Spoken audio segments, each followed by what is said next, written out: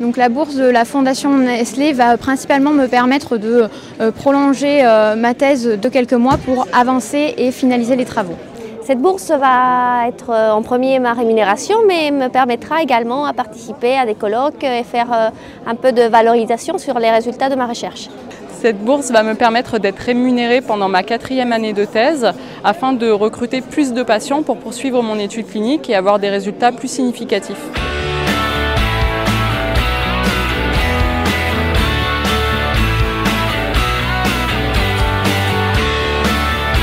C'est une occasion annuelle qui est peut-être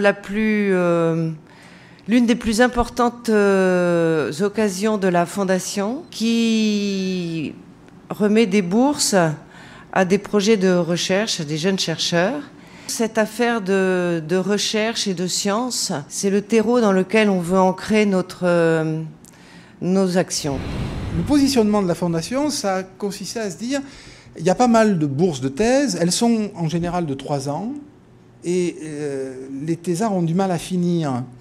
Alors certains finissent en 3 ans, mais quand on a fini la thèse, il faut encore publier, il faut encore préparer les dossiers, et il y a une sorte de trou d'air là, après la thèse, et lorsqu'on démarre les candidatures pour des carrières de chercheurs ou des carrières de maîtres de conférences, on soutient des thèses qui peuvent être des thèses de sciences générales, de sciences dures, et on alterne avec des thèses de sciences sociales et humaines et des thèses de sciences dures.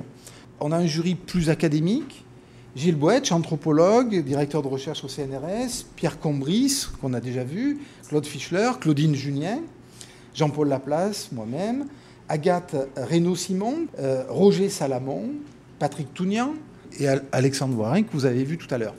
Cette année, 2011, 3 bourses de thèse, et on va voir maintenant un peu plus en détail avec un petit film pour chaque candidat, et puis un parrain qui va nous faire une conférence sur les thèmes en relation avec le travail du jeune thésard, et ensuite on aura le plaisir d'échanger quelques mots avec eux. La première lauréate, c'est Cyrielle Garcia, donc merci de me rejoindre. Elle va venir avec son parrain qui est Claudine Junien. Le rôle des fondations, bon, que ce soit la Fondation Nestlé mais aussi d'autres fondations,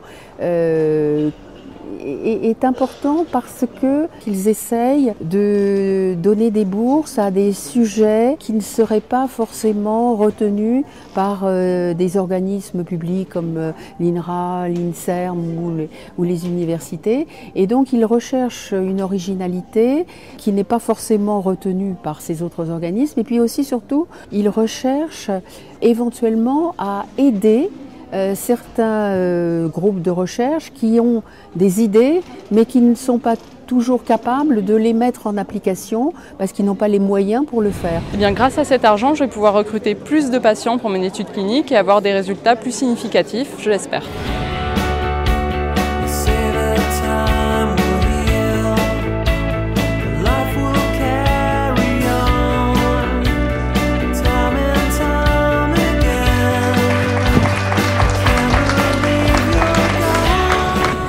À l'issue de cette thèse, j'espère pouvoir faire un post-doc dans un laboratoire à l'étranger. Et je vais demander maintenant à Anna Massulot, qui est la 2e lauréate, et à France Caillavet, qui est économiste, directrice de recherche à l'INRA, de bien vouloir nous rejoindre. On a un désengagement de l'État vis-à-vis de la recherche. Si on veut continuer à faire des programmes et sur des sujets aussi importants et fondamentaux, on est très content d'avoir l'appui de ces fondations privées qui jouent un rôle maintenant de plus en plus déterminant et qui sont vraiment un ballon d'oxygène pour nos recherches. J'envisageais, dès que j'ai su que j'avais cette bourse, de continuer à faire des entretiens pour compléter un petit peu les informations que j'ai déjà recueillies.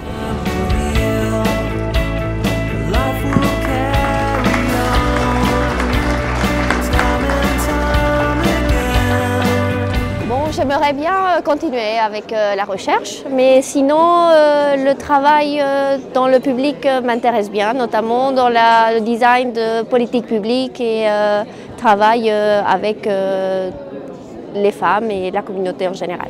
C'est au tour de notre 3e lauréate de nous rejoindre. J'appelle donc Cécile Vors qui travaille sur la digestion des matières grasses alimentaires Donc Cécile Vors est accompagnée de Jean-Michel Chardini. Donc le financement de la recherche actuellement se fait essentiellement par projet, sous forme d'appels à projets divers et variés. Et les fondations dans leur ensemble amènent d'excellents compléments à ce qui peut exister au niveau européen, au niveau de l'Agence nationale de la recherche ou au niveau de fonds régionaux par exemple. Donc c'est bien des dispositifs complémentaires qui sont essentiels dans le fonctionnement des laboratoires au quotidien. Cette bourse va également me permettre d'apporter un moyen financier pour des analyses complémentaires qui sont nécessaires à l'avancée de l'étude clinique.